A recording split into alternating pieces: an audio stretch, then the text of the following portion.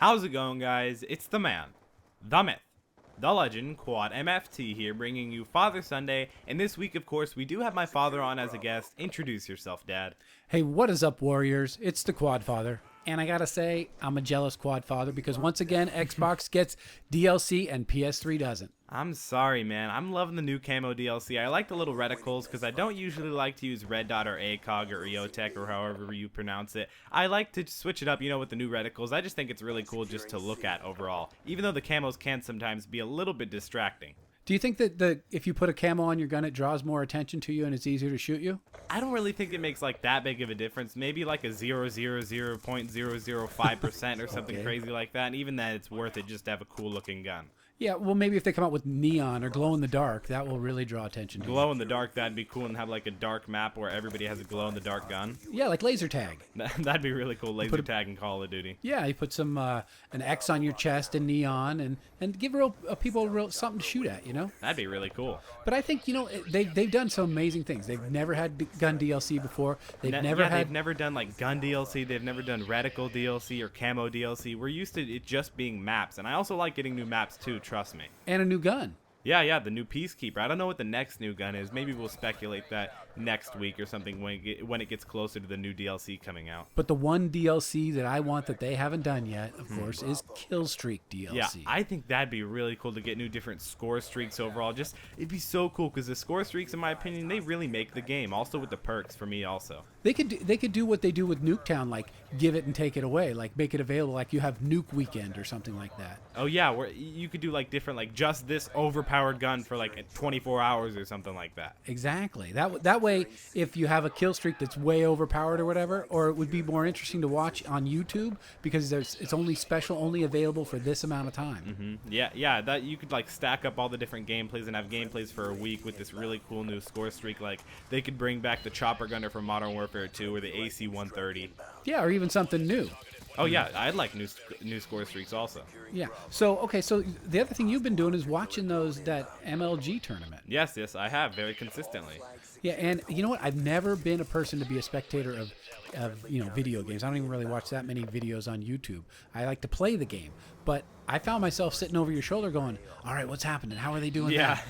It was really quite interesting to watch those pros. Yeah, because they have these different little spices of thoughts, and the communication with them is so thorough. They're constantly communicating and constantly talking. That's what I was learning about is the call-outs and I like how they call different things like the garage and the laundromat. And different teams also have different call-outs. So if the other team hears them doing a call-out or something like that, they won't know exactly where it is. Maybe they can get a little bit of a clue or something like that, but they won't know exactly where it is. Well, I was amazed with those guys with the 3 headsets on playing the game. I'm like, what the heck are they doing? They have to block out the announcers' voices, so when they're playing Search and Destroy and the announcers call out where the enemies are at, they can't cheat like that. Oh, okay. Because I was going to get 3 headsets. I figured I was missing something. Yeah, sitting in my living room. A little bit. All right. So, hey, I thought I'd tell you. I've never told you the story about your dad almost getting arrested. Almost, not getting arrested. Almost. All right. Tell me. I'm listening here. Yeah, maybe in a future week I'll tell you about your dad getting arrested. But this one, no. Basically, what happened was I was hanging out with a bunch of guys, and we had this event that we were going to. I think it was a high school, maybe it was a college event, and we had to wait till midnight because we were going to play broom hockey. So at midnight, the skating rink, the ice skating rink, empties out of all the hockey players and all the ballerinas or whoever's skating, and so we were just killing time. What you do is you take a broom and you use duct tape and you make it in the shape of a hockey stick. And so that we were getting ready to go do that. So we were just killing time near there. So we decided to go play ditch 'em in a school. And our first clue should have been that we had to hop a giant fence in order to get into this school. Yeah, that's never good. I suggest you guys not to hop too many fences to get to certain places. Yeah, I should have known by then. But as soon as we hopped in, we were running around the school, just playing ditch 'em and making noise and whatever. And all of a sudden, 3 helicopters came up, and they were shining those bright lights down on us. We were hiding underneath the eaves. Those ones that make it like day. What they use for police chases and stuff.